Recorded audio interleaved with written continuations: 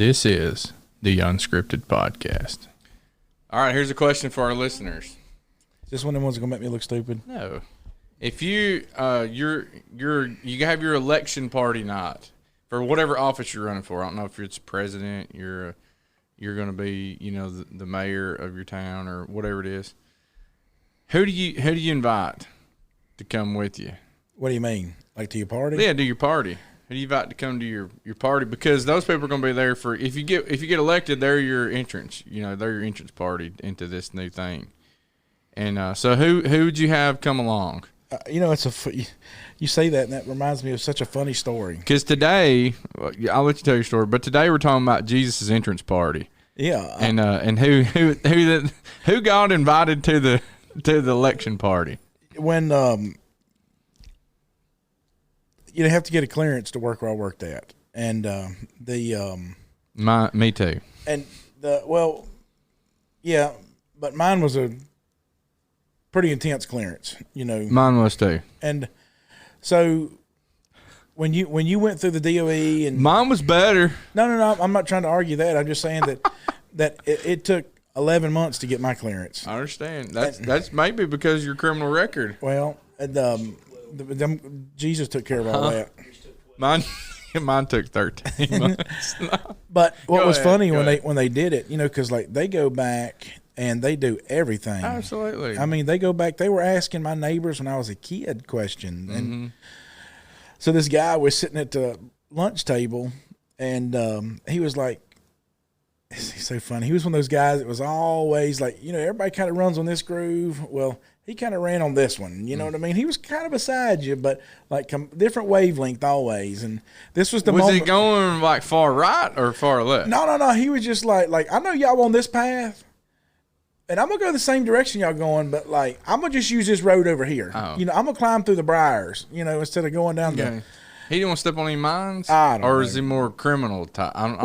You're painting like a broad brush. Let me tell you my story, and I will. And so Barber, that was his last name, and he was like, well, what did y'all put down on your clearance paperwork for references? And I was like, well, what do you mean? He was like, you had to put down these references. I was like, yeah.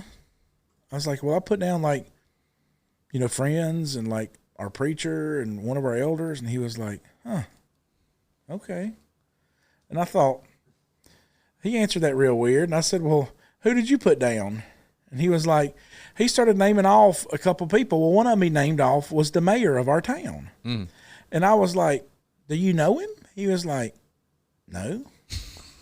I remember thinking like, he's either the smartest person I've ever known or the dumbest person I've ever known. Like. I think you've told this before, yeah. And I remember thinking like, that is, if it works, it's going to work really good. The mayor's like, oh, Jimmy Dale Barber. Who? Yeah, absolutely. Yeah. Great, upstanding guy.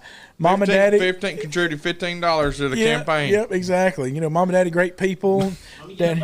Daddy died in '88, Texas. Everything, Absolutely. Yeah, I remember thinking like, this is either the smartest guy I know or the dumbest. I'm not sure which one this is. And evidently he got evidently he made it in there too. Yeah, and y'all are having the conversation. Yep. And some people, it's like, all right, how did that guy pass his psych eval? Yeah, and when they ask you all those crazy questions and all that stuff, and so anyways, it just reminded me, and I was thinking like your election party. Yeah, your election party. Because he invited the mayor. And, was that guy? I wonder if that guy was invited to the mayor's election party or not. Right. And, it's just the people that did our clearance were from. A guy that Ben baptized recently. I won't say his name, but he claimed that he has a lot of friends who are like pretty prestigious, I guess, in the community, and it's like he's like, yeah, such and such, close friend of mine. I'm like, okay. Whatever you say, man. There you go. I don't know. I didn't fact check him on it or anything. And it's not important. It's not important to me. I don't care. Right. And probably the person who he said, I was like, I wouldn't want to be a close friend of mine because a lot of the things that he political decisions. Politician. Yeah, exactly. Right. Yeah, you need to go check out our politician thing from election thing from. So yeah, the watch party. Jesus had a watch party. and you also had, this, I guess you could call it a entrance party. And so today we're talking about the shepherds and the wise men, and we may answer questions for you about wise men that you never knew before.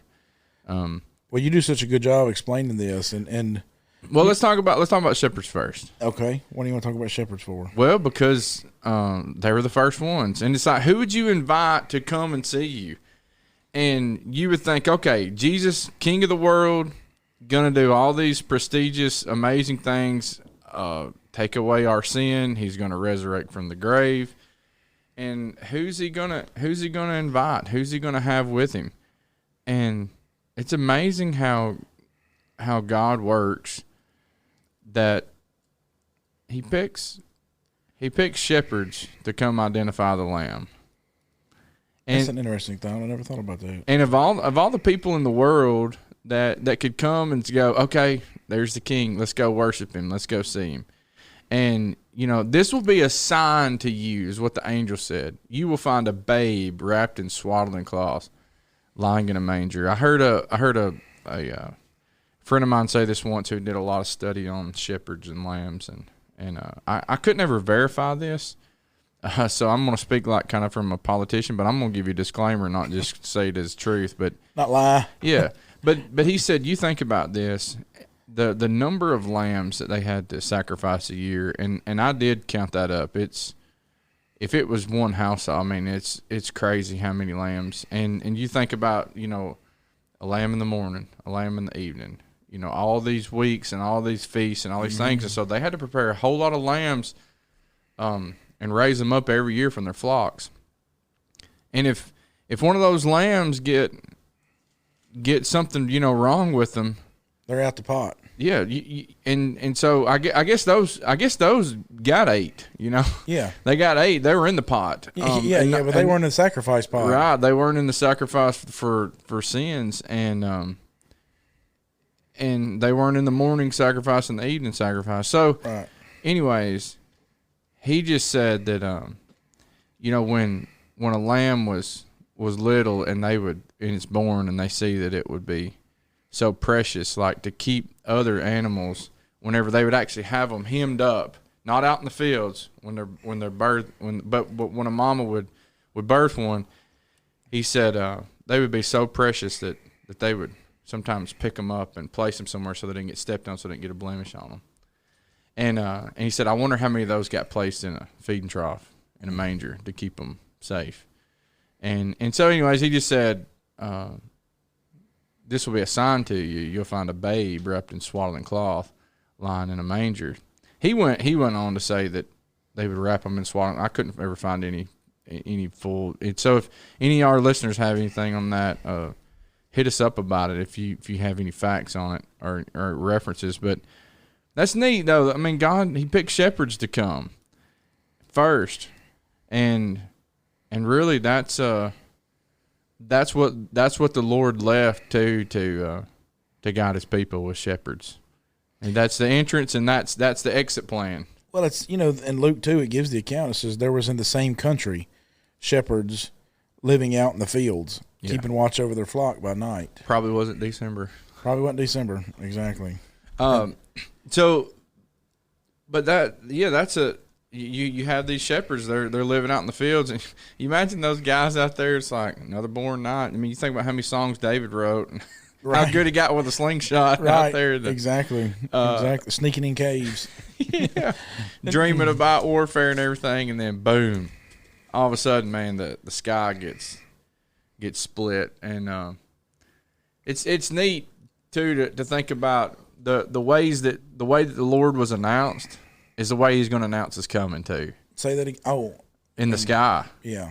That these, this angel appears out with these shepherds. Behold, an angel of the Lord stood before them, and the glory of the Lord shone around them, and they were greatly afraid. And maybe I just had in my mind that it was in the sky. What? Where do you think? What do you mean the light? It had to come from above. Well, I would think so, but the glory of the Lord shone around them, and they were greatly afraid. And I guess I just always thought that the angel would be elevated, but I don't know if I can really back that up in Scripture. But man, they were scared. Yeah. Because verse 10 says that the angel said to them, "Don't be afraid. Yeah. For behold, I bring you good tidings of great joy, which will be to all the people." And that could be, they was appearing right beside him. I guess if an angel appeared right beside me, boom. Yeah. I guess that would scare me to death exactly. too. Like last night where the boys were getting ready for bed, and I heard one of them holler, and then the next one I heard screaming. And I told Jessica I was in the bedroom doing something, and I told Jessica, I said, "I don't know what happened, but something real funny just did," because one of them was waiting for the other one to scare him. And so anything pops out at you, it's going to scare you. And these guys are in the middle of the field, and you think about it, they're out there. Their job is literally to keep watch. That's what it says. They were out there to watch over the flock.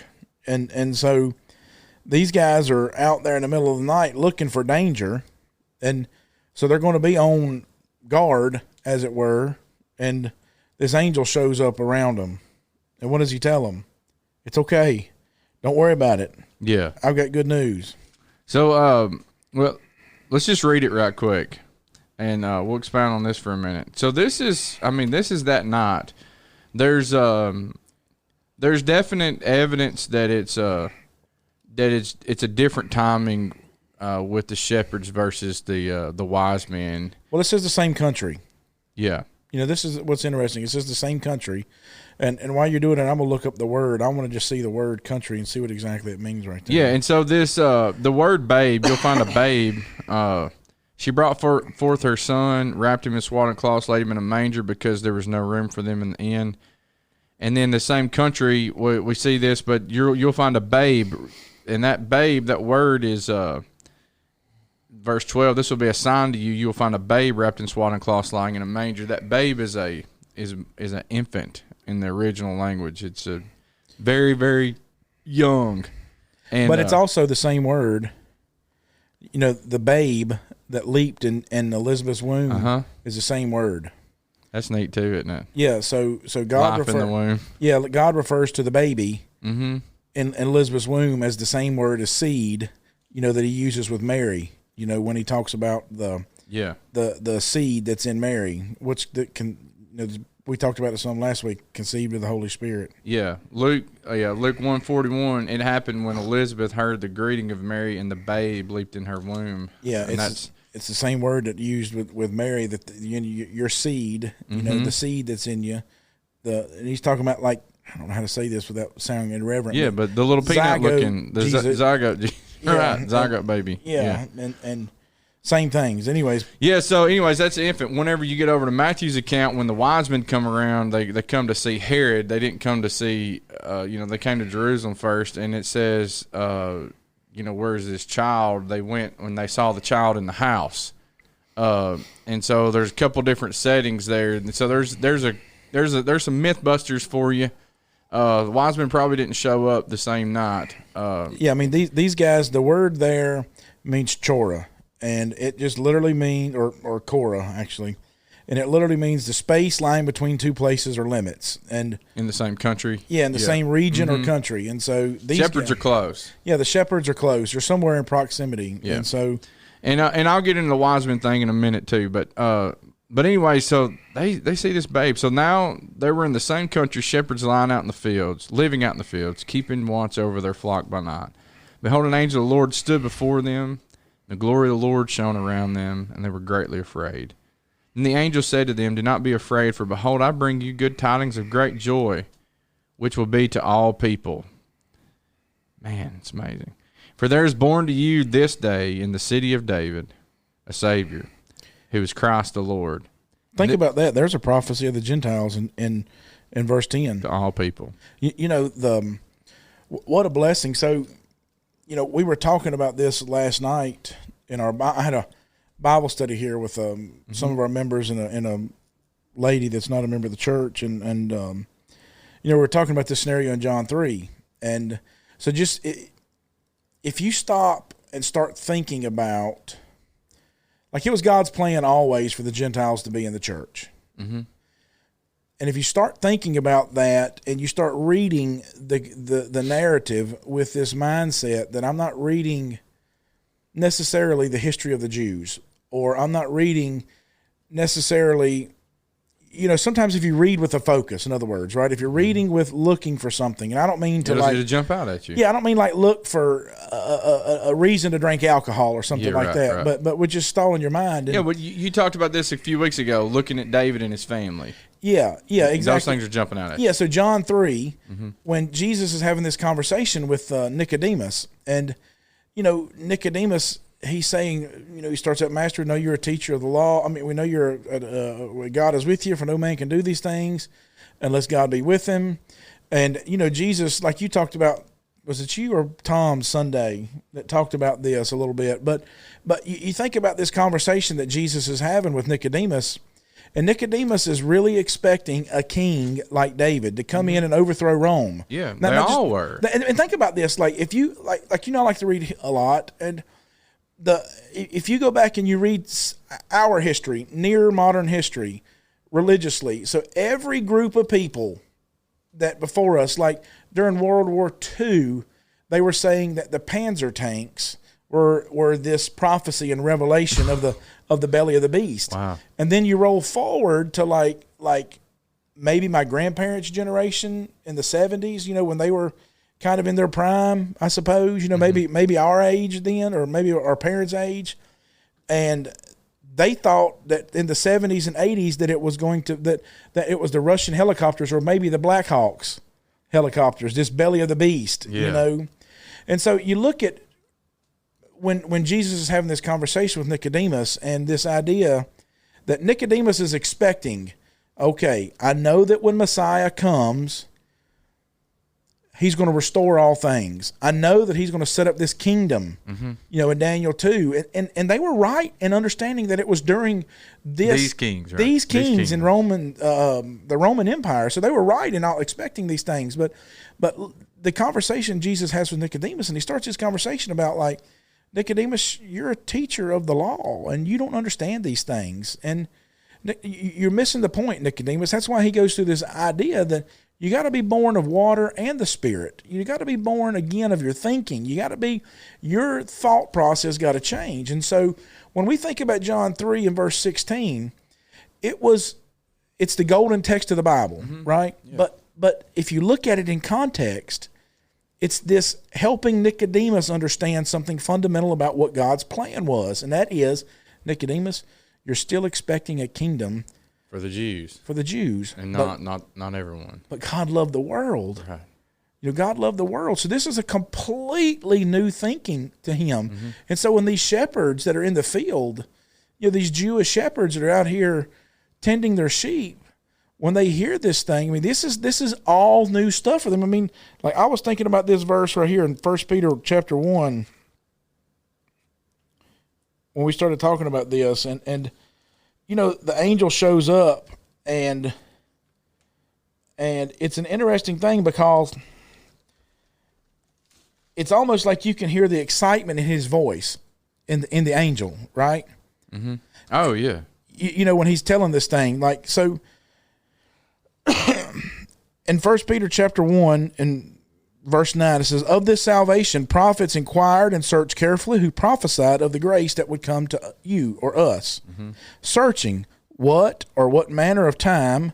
They were trying to figure out when these prophecies would be fulfilled. Right. Is this thing lining up for the Messiah to come now? The Spirit of Christ who was in them was indicating when he testified beforehand the suffering of Christ and the glory that would follow. To them it was revealed that not to themselves, but to us. And this is what I think is an interesting thing.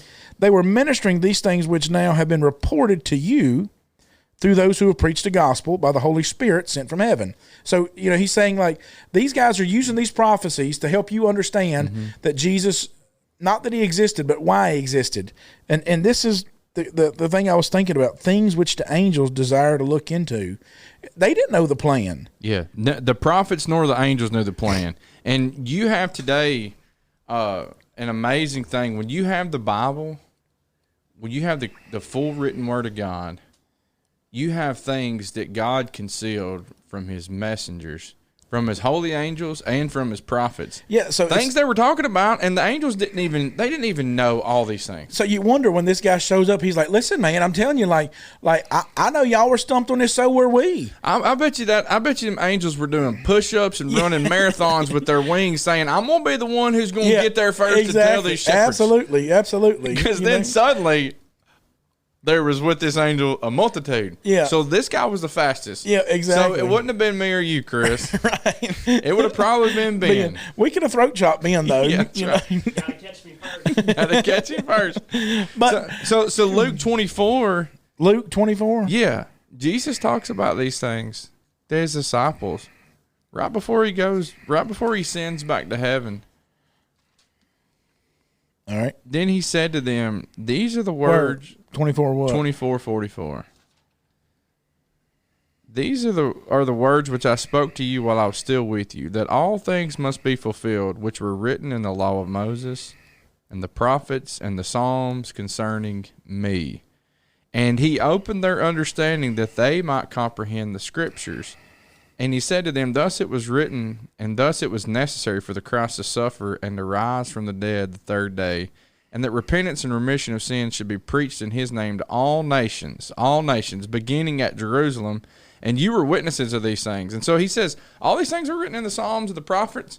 It was planned. And the law of Moses were concerning me. It was planned. I would have loved, I mean, you know how much I love searching out prophecy and putting timelines together to give people evidence. And you do a good job of it. But I would have loved to have been in that Bible lesson with Jesus. He expounded and he opened their understanding they might comprehend the Scriptures. I would be so scared I'd forget half of it. I know, but I mean, I would be just so like, it's like, okay, Lord, can you miraculously make just one GoPro right here so we can hit record? Exactly. So we need just a tape recorder. Yeah, exactly. And you know, so what you're seeing here is this unrolling of prophecy. Yeah. You know, to these shepherds. And so the angel is coming and you know, like I said, Peter said, listen, they didn't know.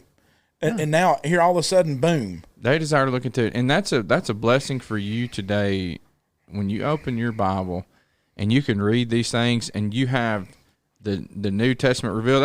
That's what Paul wrote. And he says, look, the mystery's been revealed. Yeah. We have the manifold wisdom of God. We have it. It's here. And so everything that was concealed in the Old Testament, that the prophet, I mean, you know, they're trying to inquire and figure out these things out and reason in their minds. He's like, it's all here. It's been revealed to us through Christ. And now we have the written word of the New Testament. We can the Bible's so hyperlinked, so to speak. Yeah, and just think about this one thing. You know, what you're getting in 2 verses of chapter 2, the angel said to them, don't be afraid. I bring you things of great joy. This is prophesied that when he came, it would bring joy to the world, right? Which will be to all people. As Isaiah 62, you know, the Gentiles, you know, would be heirs of salvation. Joel 2. Yeah, absolutely. For there is born to you this day in the city of David a Savior. That is Bethlehem, right? What is it, Micah 5? 5, yeah. And 5:2. 2, yeah. And so then you've got all these things, you know, like you could take chapter 2, verse 10 and 11, and there's about 75 verses right there just in those 2 sayings that they're saying there. Now just think about how important that is. Just saying that, you know, we've touched on the prophecy about it. Like you know, the Book of Mormon actually says that Jesus was born in Jerusalem. Yeah. False teaching. Yeah, and so because of that, like and I even asked some guy, I was in Honduras when I first read this. I don't have to look any further. Well, and I was with these guys in Honduras, and they were Americans that were down there teaching them. And when I saw that, I asked him the first time, I was like, wait a minute, that says Jerusalem. And he switched to English on me because we were with all the Hispanic guys. And I thought, we're going to have this conversation in Spanish. Like everybody needs to hear. So they can understand it. Yeah, everybody needs to hear this conversation. You know, like, and he was like, well, I can explain it better in English. I was like, just try it in Spanish then. Just try it. You know, we need to have this conversation. Yeah. And that's Chris. Those are moments when your bullheaded looks and when Jessica says you're standing mean. Right. That's when it pays off for the kingdom. Yeah, it's like let's just try it then. And so that's what we had was that conversation right there. And you're like, and so then he tried to explain it like this. Well, it's close. I don't get you there, son. Yeah. And so there's a whole lot of things that are close, but it doesn't matter, right? And so I just thought that was, just looking at these two things here, they're telling these shepherds, all these things are dripping with prophecies. And it's like almost like they're wanting to just spill the beans altogether, because now finally the angels that have been, you think about the chess match they've been playing over the years, with humanity, like with Sodom and Gomorrah. And like I went to this coffee place in Virginia, and this guy had on he was obviously a homosexual, and his name tag was Proudy 22, and Proudy was his name, and it was all in rainbow colors. And I didn't know you knew Ben back then. Now this was just a few weeks ago, and if he was going to ask me my name, I was just going to tell him Genesis 22. Genesis 22. But I started doing what you said. Like, if I go somewhere and they announce it out, I'll say "Go Vols" or "Jesus lives." Right. Well, you think about like how much of the angels have played into. Think about how many of the Old Testament stories, that the angels played into. Think about the Sodom and Gomorrah. Think about, all the fightings times that Israel did were angels. Think about the Passover. Think about all these things that the angels have been part and parcel to, and they're really just, being obedient soldiers, as it were. Mm-hmm. They're really just doing what the Lord told them to. An angel is a messenger. That's what he is. Yeah, and so now all of a sudden, they're like, okay, we're getting this thing now. Yeah. Finally. And one thing too. So our friends who are Mormon, all right, who I just can't follow their thing. They're talking about this. I just want to give you one thing to show that it's false teaching, the Book of Mormon. You don't need the Book of Mormon to go to heaven. One is the claims is that Joseph Smith received this vision. And God needed a modern day prophet. He needed a modern day messenger to come because supposedly the Bible wasn't good enough. That 2 Peter 1:3 is not good enough. Right. And so anyways, and then God gives him these tablets to confirm this new thing. God didn't confirm things through tablets. Right. When he would usher in anything new, God spoke to the patriarch, to the fathers. We spoke about that last week, how it was hidden and concealed through the mothers, through the matriarchs. But how that God would speak to the fathers. He told Adam, don't eat of this tree. He told Noah to build the ark. Told Abraham, get out of your country. Spoke to him directly. Moses is the first prophet. He's the first person who he says, you go tell my people this thing. So he changed the way that he speaks to people. He speaks to them through this message, through this messenger. Well, he ushers it in with miracles. Right. And so miracles came with Moses. Moses, throw your what's that in your hand? Throw it down. It becomes a snake. Pick it up. It becomes a staff. Put your hand in your bosom. There's miracles. It's there. Comes out as lepers. Puts it back in. It's healed. Go before the Pharaoh. And Moses did all these signs and wonders. It was to show that this is something new that God's ushering in. And now we're going to speak through this man to the people. He's the first prophet who speaks to everybody. Well, now in steps the Son of God. Hebrews 1:1 says, God, who at various times and in various ways spoke in time past to the fathers through the prophets, has in these last days spoken to us by his Son. God is going to usher in a new way and a new covenant, and when this new way comes about, he's going to bring it in with miracles. All these miracles that Jesus performed shows us that God is doing this new thing. John was leading up to it. God gave John, he's teaching, but John's not out there. I don't know of a miracle that I'd say living off bugs and honey's a miracle. but so this provision from God is one thing. That's not miraculous though. Right. And so with Jesus, he's doing these miracles, and so he ushers in this new thing, this new way through Jesus. And so now today, if someone says there's a new way, I'm going to say, show me the miracles. And I don't mean like somebody got healed from cancer. Right. And I don't mean like, oh, Granny got healed who walked up with a walker. No. I've got a guy who had his hand amputated in like 2005. Make his hand grow back. I was listening to this preacher. I was listening to they do these sandwich sessions at PTP where you can just go get your dinner, and like they'll get a couple of the old preachers in there, and they've kind of gotten to the point where like, like there's a certain point where old people get to where they can just like, I'm just do what I want to do, like my barber back home, like they don't follow the script. Yeah, like they're just like, I'm gonna do what I want to do, and so like my barber back home one time, I go in there to get a haircut, and I was like, I want my haircut this way, and he's like, I'll do it, but it's gonna look stupid that way. I was like, you've been cutting it that way for years, Bill. He's like, it still looks stupid. And he told the other girl, he's like, it looks stupid, don't it? She was like, well, it's kind of a normal haircut, Bill, and like you can tell, like it was real awkward for her. But I just want to get to the age where I can just be like, that's stupid. That's where the kids, are my kids, I took them. You're getting there. Yeah. You're getting there. I took my kids to the barber over in Petal, and there's a bunch of firemen that cut hair. They're a lot of fun to go in there and talk with, chat with. Well, when you get them like, when there's just like a couple of you in there, and they're like, what do you want, bud? What kind of haircut you want, Well, whether he says a 2 or a 1, he's getting a 1. Right, exactly. He's like, they're all getting the same. Yeah, and so, I was listening to these sandwich sessions, and this guy, they were telling stories from the 50s. And, when they used to have these big tent meetings that last for a couple of weeks and Good stuff. old days. And they were going to have a debate between this guy in the Lord's church and this guy in the some denomination or something. Yeah, some kind of denomination, faith healing denomination. So probably one of the more charismatic ones, and some kind of Pentecostal outfit. So this night they were going to raise the dead, right? Literally, they were going to raise the dead. So they brought a guy in a coffin, right? And so there's this guy, and everybody could parade by and look at him and examine that he was dead. And so they said when the brother in the church went up there that his wife had a thing in her hat, with a pin holding it in, like what's them long pins? I'm talking about, like you get a corset or whatever. Yeah, corsage. Yeah, whatever it's called. And so, corset. That's boutonniere. Not right. Yeah. Yeah. And so he walked up to the casket. When he got up there to his turn, he took that pin and jammed it in that guy. He stood straight up in the thing, and that was the end of the raising of the dead that night. And so I raised him.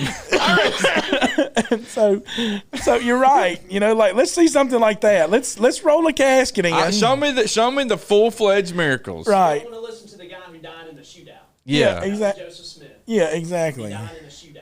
And so, we're at the point to where we need it's a stage presence. Mm-hmm. We need. Yeah, that's what all these people do, and they've raised a lot of money. Doing these faith healing things. Oh, whatever these things. But they understand that that's something big. It is, and so God did too. That's why He used it, like you're saying. And man, this is amazing. And this goes back to Isaiah 9 verse 6. I mean, prophesy to a T. For unto us a child is born, unto us a son is given, and the government will be upon his shoulder. And his name will be called Wonderful, Counselor, Mighty God, Everlasting Father, Prince of Peace. Of the increase of his government and peace there will be no end. Upon the throne of David and over his kingdom, to order it and establish it with just judgment and justice from that time forward, even forever. The zeal of the Lord of hosts will perform this. And I can imagine that it would be very easy for the disciples and Nicodemus to think, man, he's gonna wipe out the Roman army. I imagine when Peter and John, when they're walking in, the sons of thunder, and they said, Lord, do you want us to rain down fire like Elijah did? Yeah. You want us to do that? I can imagine Peter's like, he's walking in with Jesus up into Jerusalem. He's like, I'm fixing to ride a shotgun. I'm a captain of this army, and I'm fixing to get these miraculous powers too. Right. Exactly. Me and John. He had his sword. Yeah. Remember? They're ready. He had his sword with him. And Peter's like, the garden. We're going to start this thing. Yeah. And so I imagine he thought, man, I'm fixing to swing this thing, and it's going to become the most miraculous the shot that heard around the world. Samurai sword. Right. Exactly. Exactly. And Jesus is like, put away your sword. And he picks up Malchus's ear and puts it back on. But I can imagine walking into Jerusalem that week. He's like, they're laying down the palm branches. Here it is. The increase of his government and peace, there will be no end. And the throne of David, it's going to stand up. So they thought that this was, but they didn't understand. That's right. It's spiritual. Yeah, and so you're seeing all these things coalesce. And with the all people, all nations, all these things, and you could certainly see, because you think about time and time again, God had, when Israel kind of falls off into apostasy, He'll raise up a prophet, He'll raise up a judge, a deliverer, so to speak, to bring them out of it. And what they're thinking is like, there's going to be a time when there's going to be the ultimate deliverer, and so you understand it. And so when this angel shows up to talk to these shepherds that are out there in the field, that they got to be thinking the same things. Like they got to be thinking like, this is it. We're going to go with them. So like, look what they do. Verse 15. So it was when the angels had gone away from them into heaven that the shepherds said to one another, let us now go to Bethlehem and see this thing. They understood what they meant when they said the city of David, that it wasn't Jerusalem. Let's go to Bethlehem, see that this thing has passed, which the Lord has made known to us. And they came with haste. I mean, just imagine that one, like over there's the king of everything that ever was. You take all the kings that ever existed, you put him in the middle of it, and he's the king of all of them. All the lords that ever were, you put him in the middle of them, and he's the lord of all of them. And so you know what they're doing. They're burning up a trail. You wonder what they did with the sheep. You wonder what they did with the sheep. And so it's like this. Which one of you doesn't leave the 99 to go after the one? And now, granted, that was the sinner. I mean, just think about it. If somebody told you today, Bob, like, Jesus is whoever's the youngest. Yeah, Jesus is in Iraq, or he's in Afghanistan right now or something like that. You're just like, okay, it don't matter what's in the oven. You know what I mean? It don't matter what we had planned tonight. It don't matter. Nothing then matters at all. Everything gets dropped then. We're wagons east. We're heading that way. What is the ticket? It don't matter. It don't matter what the ticket costs. We're heading that direction. And we'll go to 45 minutes up here to Laurel, and we'll just charter a plane. Whatever we got to do, we're going that way. That's what these guys are doing. They're making haste. They got to get there. They want to see this thing. And they're breaking brush. Yeah, that's right. And they came with haste and found Mary and Joseph and the babe lying in a manger.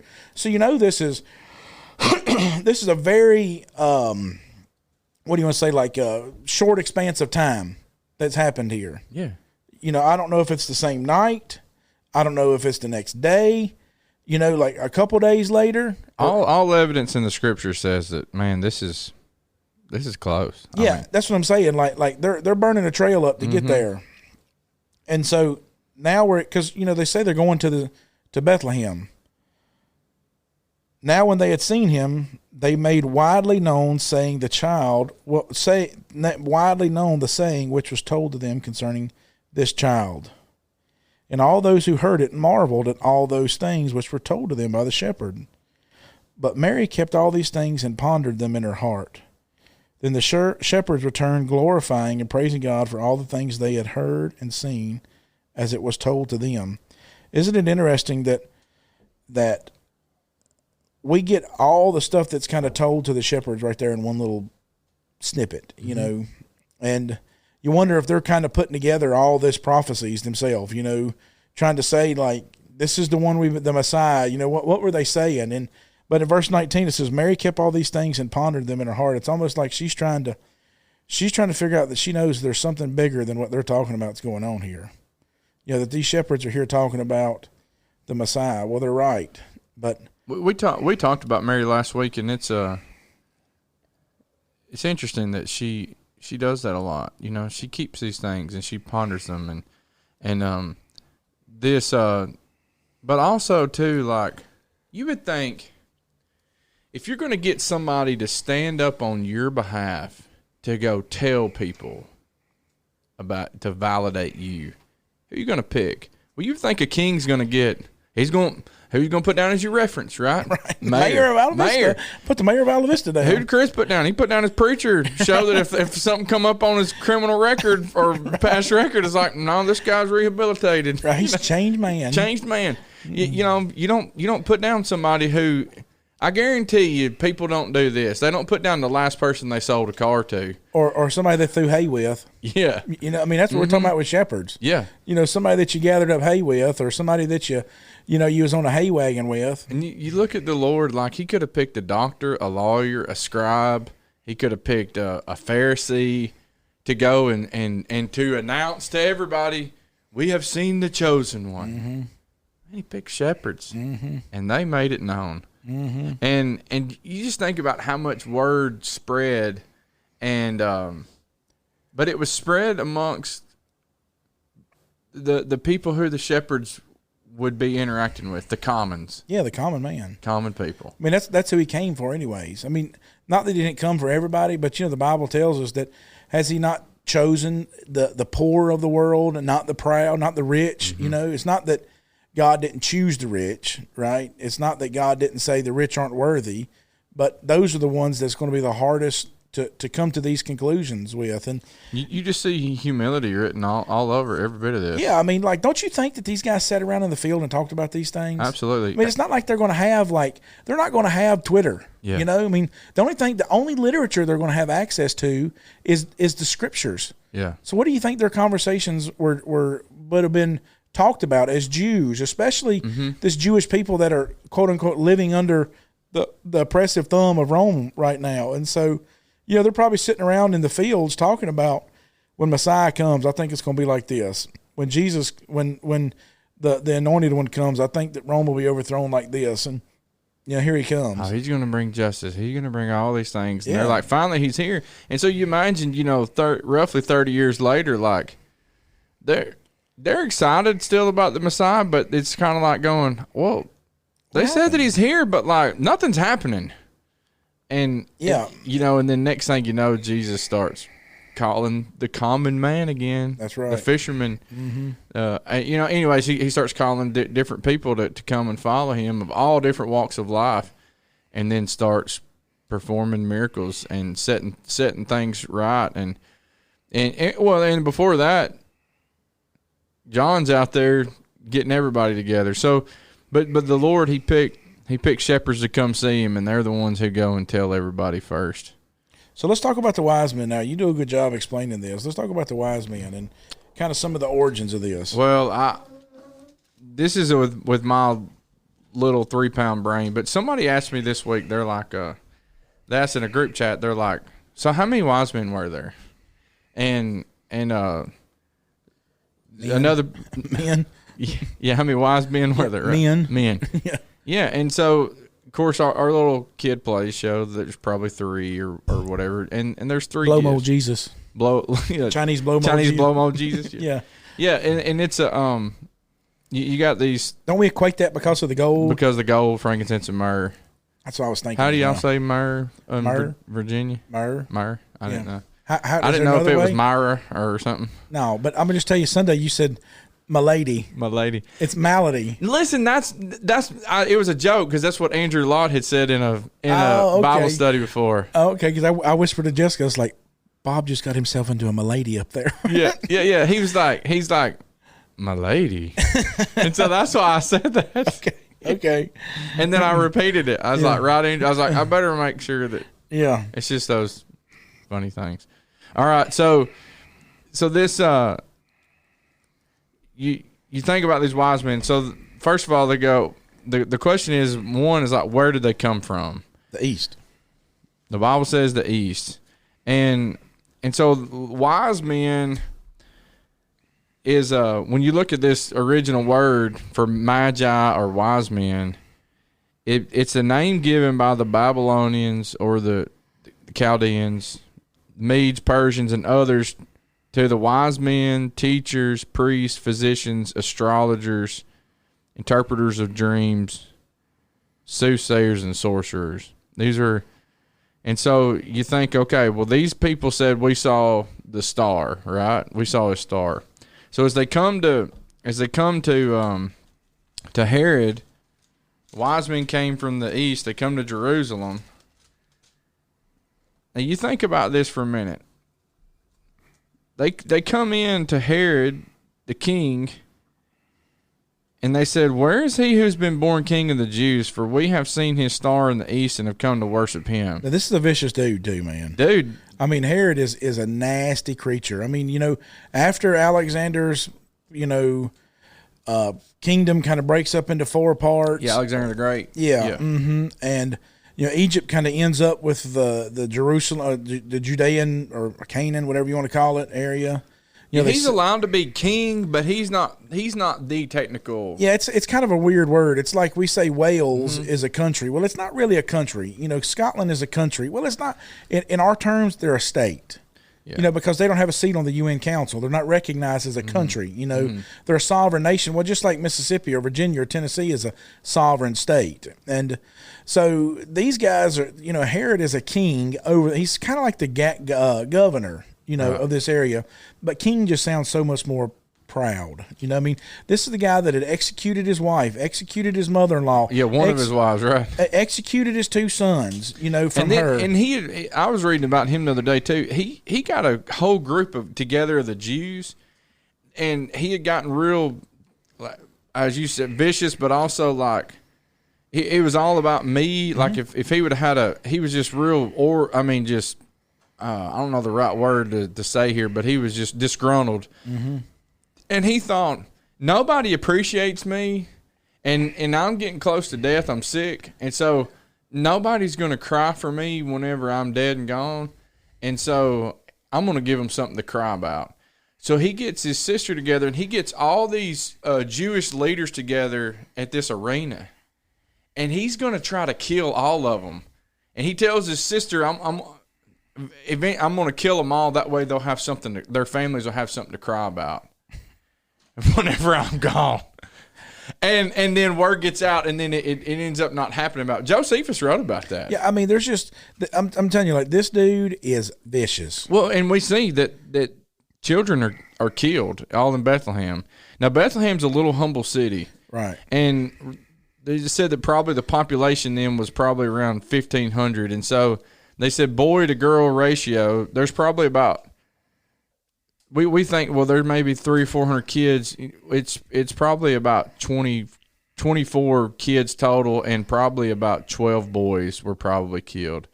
And that was somebody did the math or whatever. If you just figure the ratio of babies being born. Yeah, and then so there's probably roughly 2 kids who were 2 years old and younger. There's probably about 24 kids in that area, and probably half of them are girls. So they said probably 12 to 15 boys were killed, and so. But still, I mean, who does that? A wicked person. And so, but also you think, like, these wise men, if there's just 3 guys that rolls in at night or rolls in some point to a king who's that vicious and that crazy, and they go, who? And they've got gold, frankincense, and myrrh. And they're like, where's this new king? Now you help me out with Herod. Wasn't he? What kind of like religious organization was he? So he married a Jew. Mm-hmm. So that's how he became. So he built the temple, right? Right. Or I shouldn't say built the temple. And he did a lot of good things in his first bit of. Yeah, I mean, like, so he married a Jew to try to, I don't know, for lack of a better term, assimilate himself with the. Because you got to figure they went through the Maccabean revolts and all this period of, and it's a really rich history, there to study and learn about between, the end of their repatriation after Daniel, what we would say the end of 2 Chronicles and the last prophecy, Malachi. Mm-hmm. And so they went through all the revolts and all I mean, there were some really, really vicious people that came on the scene during this time period. And some of them just hated the Jews. And, you get this period of the Maccabean revolts, and you got, all these things that, the Maccabean in Hebrew means the hammer. I mean, that's what it means. It was a priest that wouldn't bow down to this Greco-Roman, we would set up. They would set up priests that they would actually go in and make priests sacrifice a pig on their altar. These priests to be unclean. Yeah, to be unclean and all, and so this Maccabean guy, he doesn't do it. And that wasn't his name, but that's the nickname he picks up because he's the hammer. Yeah, and I can't remember his name right off the top of my head, but there's this whole period they've came through, and finally, they're conquered, kind of sealed up and oppressed because they went through this. They gained their independence again during the Maccabean period. They were an independent of any rule at this point. And I reckon, depends on how you look at it from history, history, would record that when we declared our independence, that we were still, England never really granted us that we were at war with another nation. They were just at war with the rebels. Yeah. You understand what I mean? Right, so, right. So they just looked at us as rebelling citizenry, and so, but for all intents and purposes, these guys were their own sovereign nation. And so as Herod gets kind of ushered in, there's this huge building projects that go on. They build Herod's temple. The whole Temple Mount is built. And the Jews think that they're finally going to get somebody on their side. And then, of course, Herod puts the Roman eagle at the pinnacle of the temple. And people think that that's where Jesus was tempted at, and it carries him up to the to the point pinnacle temple. Yeah, the point in Matthew 4, and so they put the Roman so that every time I'll give you the whole Roman Empire, Jesus. Yeah, and so anyways that's neat. I never knew that. Yeah, and so it takes him and shows him all the kingdoms of the earth, and so there's this idea that Jesus is looking at Satan. He's like, I'm that rock in Daniel 2:44. Right. I'm going to break all these. Yeah, and so you see all these things kind of coalescing, as it were, and then Herod, they need this vicious, nasty politician. Yeah, and they find it in Herod, and so he's a political appointee that's he is just mad with power. Yeah, and I mean he's scared to death of it. I mean, just imagine every waking minute thinking that somebody or everybody is out to get you, and that's where he's at. I have a theory, and I think that it can be backed up, but you have to look at a lot of outside, and you have to have extra biblical reasoning, and part of it is biblical reasoning too. But I believe that this was an entourage of. I think this is a whole caravan of people, of wise men who were coming in. Of these astrologers, and I want to back it up, and I want to use some reasoning and things to tell you why. If 3 guys or 2 guys come in to Jerusalem and they're like, "Hey, we're from the east. Where's this new king? We're going to worship him," and Herod's thinking, "Well, I'll take care of you." Yeah. Poof. Right. You're gone. Off with his head. I'm going to kill y'all. Right. But this bothered him so much. And especially if it's just too crazy, they just think, okay, it's just crazy. Yeah, 2 crazy guys. 2 crazy guys coming in, or 3 crazy guys coming in, and now let's just take their money and their gifts or whatever. Right. I'll keep them for me. Right. And if somebody else shows up, then we'll figure something else out. But so this bothered him so much that he inquired. He came to them secretly, and he's like, verse 7. Then when he had secretly called the wise men, determined from them what time the star had appeared. Well, then he goes back and he kills all the kids that are 2-year-olds and younger. So that tells us that this star probably appeared sometime around 2 years before this moment. Right. And so the wise men probably weren't there the night of the birth of Jesus. The interesting thing is we're about at 0 right now. Time. Mm-hmm. Yeah, in time. Because Jesus was probably, if you look at the census, kind of lines up with, in Luke 2, it lines up, about 2 or 3 BC. So Jesus would have been born about 2 or 3 BC. And so now we're kind of ticking back towards 0 here, as it were, in our modernity of timeline. Right. And before I forget this too, I probably will, but I talked about the babe, that they'll find this infant.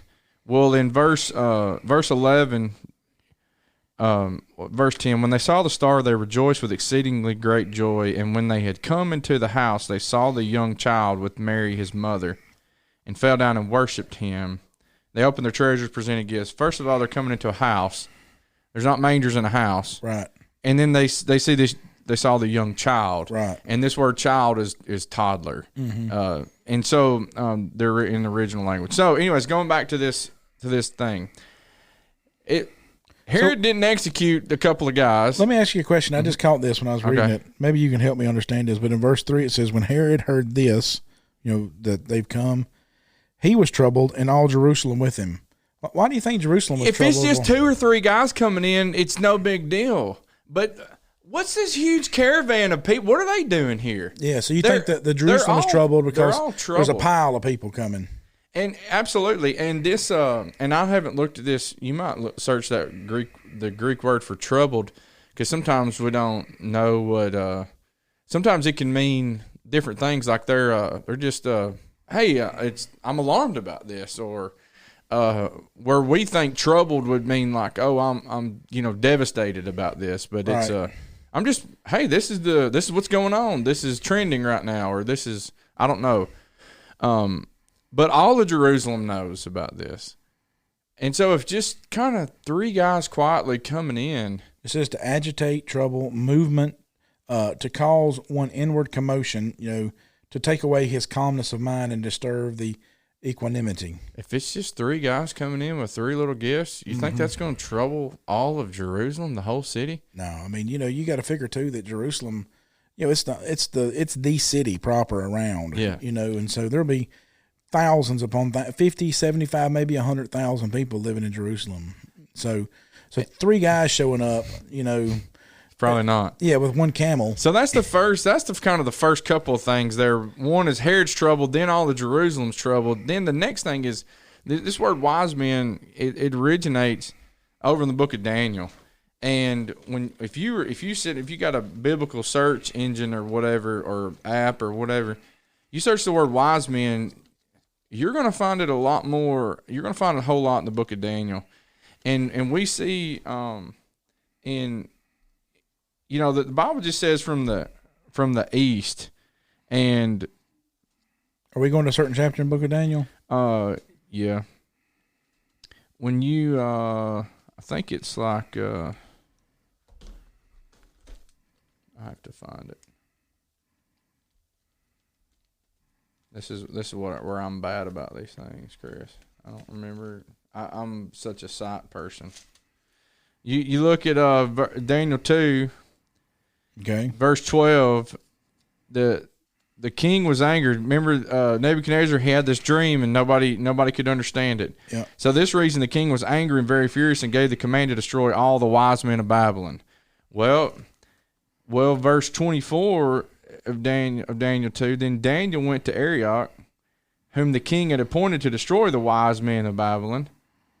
He went and said thus to him, do not destroy the wise men of Babylon. Take me before the king, and I will tell the king the interpretation. Boldness. Mm-hmm. So Daniel does this.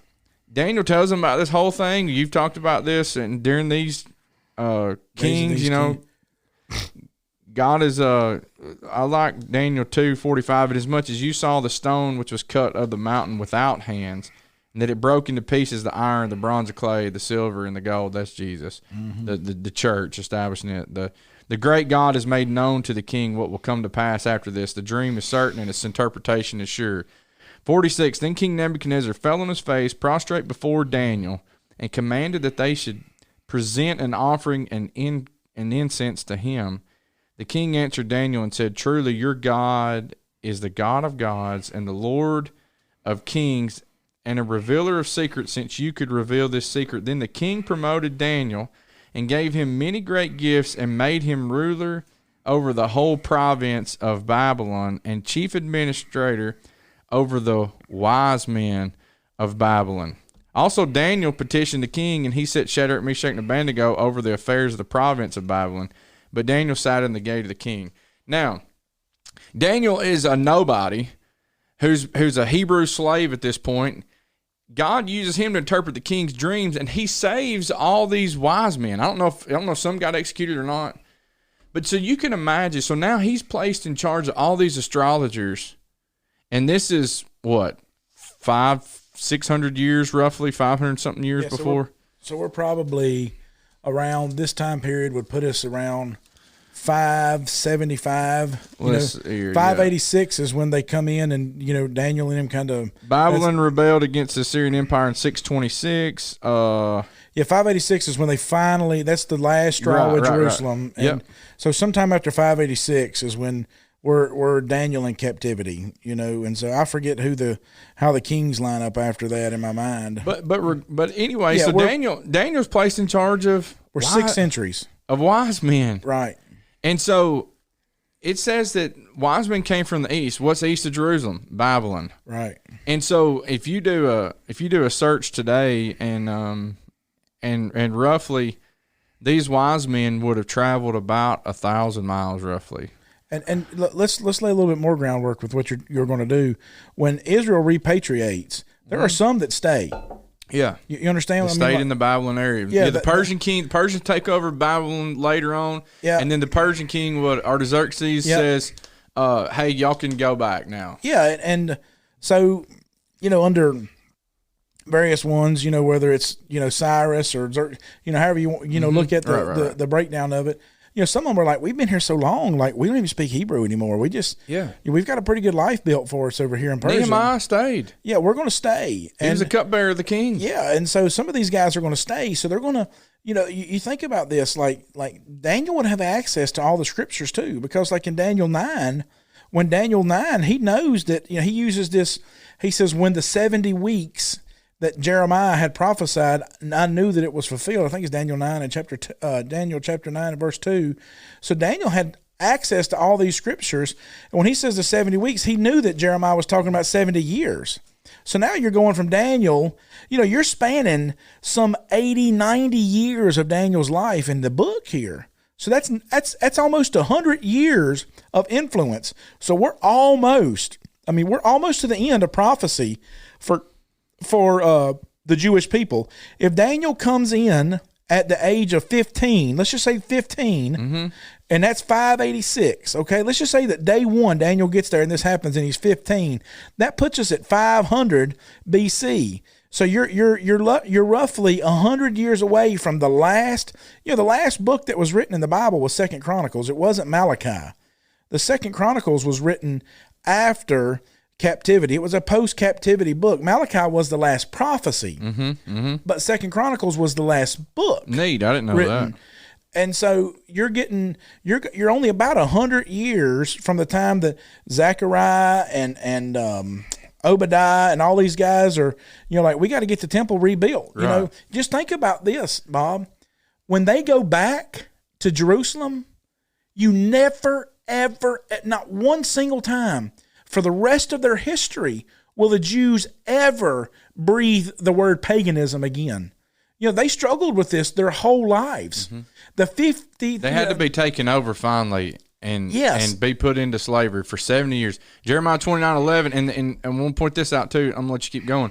I know the plans I have for you, declares the Lord, plans for hope and a future, and that, well, you're going into slavery. And there's amazing things that come out of this Babylonian captivity, and one of those is they get rid of paganism. That's right. And so that's what you're seeing is this remnant, this like ultra devout group, that want to go back. I mean, I'm telling you, they stay away from paganism from then on. There's never a hint of pagan, or you understand what I mean when I say that, polytheism or whatever it is, all these guys that plagued them before, dude, they're gone. And you talked about Daniel's influence. Daniel would have been a rock star amongst the Magi of Babylon. Absolutely. This guy, Daniel, I want you to meet my family. Yeah. This guy saved us. Yes, absolutely. King Nebuchadnezzar was going to kill us all. And so Daniel would have been a rock star for generations and generations. And so because the wise men come into Jerusalem to say, we've seen the king, who in the East from a Gentile nation would come and say, or would have knowledge that the king of the Jews will be coming in? It's through Daniel. Absolutely. It's through his influence. And so you think about your influence today as a listener on this podcast. Daniel's going in as a slave, as a Hebrew slave, as a nobody, and a eunuch. He'll never father any children. He'll never be a daddy. This is wherever Daniel dies and turns into dust. That's it. There ain't no more after him. And Daniel, six generations later, 500 and something years. You see wise men who are coming in, and why did they? Well, Daniel's kids weren't in existence.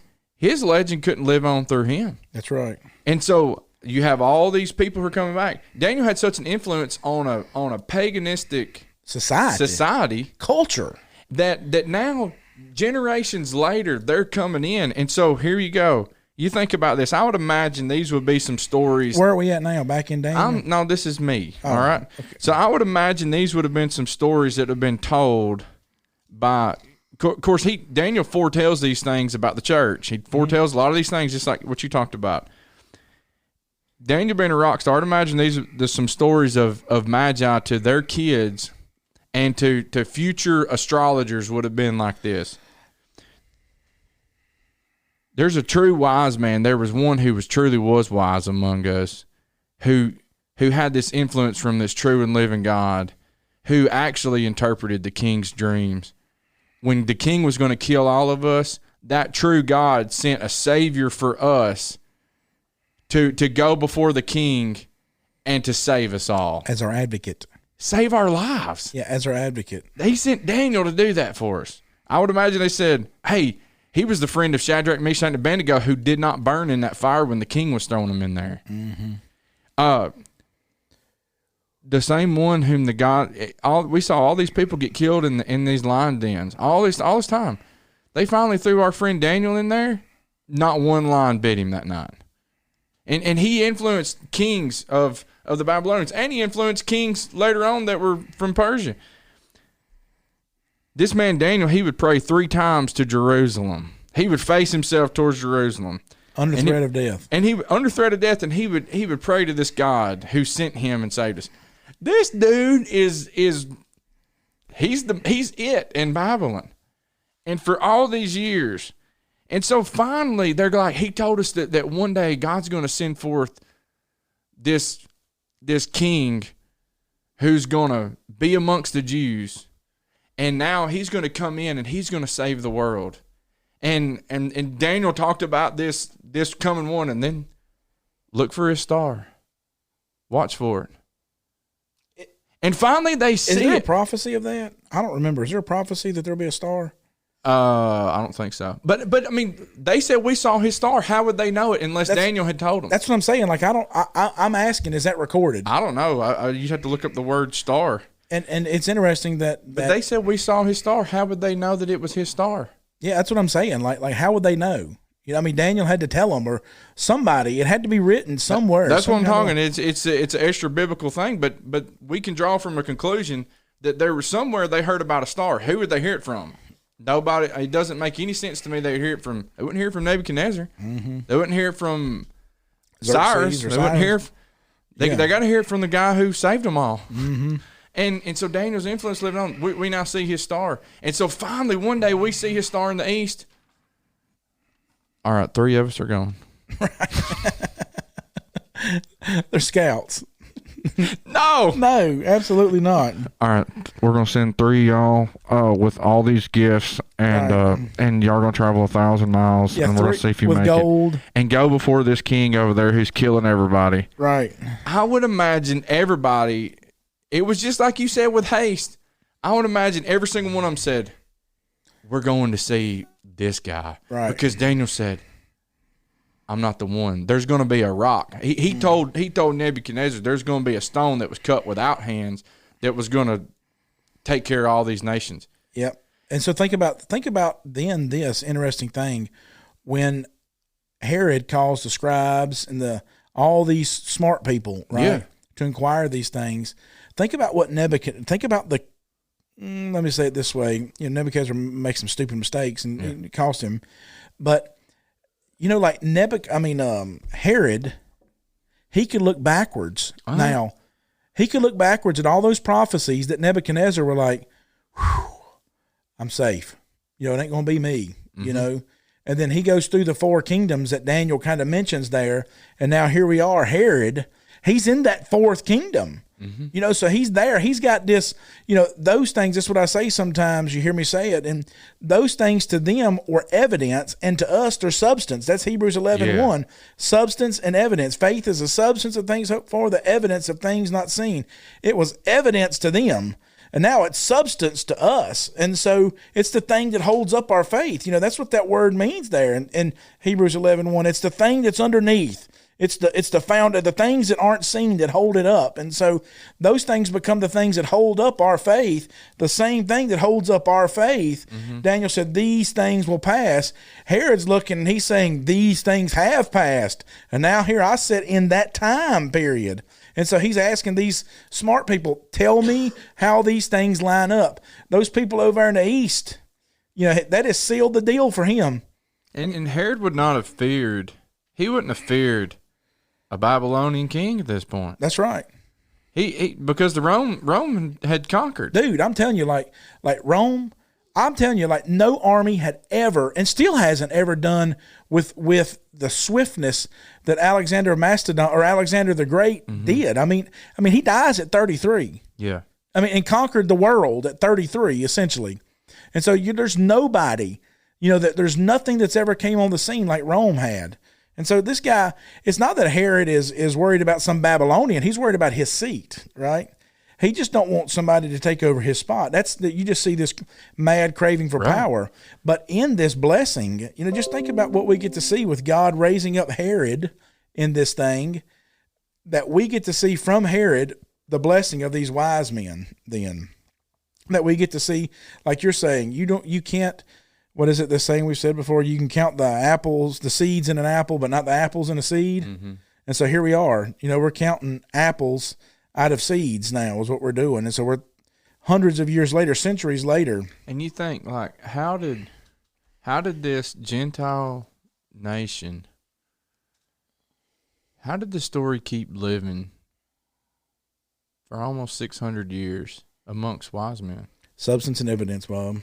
Same way it lives among us today. And they had to keep talking about it. Absolutely. And that's how the Lord's going to keep living today, is we got to keep talking about it. Absolutely. And wise men still seek him, and there's going to be something. I don't know where Daniel, and I hope somebody knows about a star that we don't know about that's recorded with Daniel that talks about it in the future, and it's probably in there. We're just y'all real smart folks. We're just a couple of rednecks don't know, but you just think about this and like look for evidence of him in the sky, wise men, and the Lord is telling us today, look for evidence of him in the sky. The heavens declares glory, but one day Jesus is stepping out on them clouds. Yep. And I thought about this when you were talking about this earlier, and maybe we can wrap it up here. But when the angels announced to the shepherds, they told him this thing, and we talked about the angels and the announcing and all the events they were involved in human history. Well, that's when that'll be the next time they come back. And you remember in Acts 1, I was thinking about this when they're watching Jesus kind of standing there ascend to heaven, they're standing around with their mouth open. You ever watch people when they look up? Yeah. Just tell people look up in the air. What are y'all looking at? When everybody looks up, they open their mouth, so they're standing there with their mouths open, the bird poop in on them. And they're like, what are y'all looking at? They're gazing. Yeah, what are you looking at? The same manner in which he left, he's going to return. And that'll be the end of it. Yeah, and man, it's just powerful, and when we get the opportunity today to look back at all of this, and so I think there's evidence to show that there's a big caravan of them. But even if there's a big caravan, or if it was two or one, well, wise men, men, two, whether there's two or three, either way, these guys are bold. Mm-hmm. We're gonna go to the nastiest dude in Jerusalem, and we're going to go to his face and go, where's the king? Yep. Where's the guy who's taking your place? Why that for? Because like you said, wise men still seek him. They sought him then, and they still do today. Wise men weren't afraid to talk about the king, and wise men weren't afraid to be bold.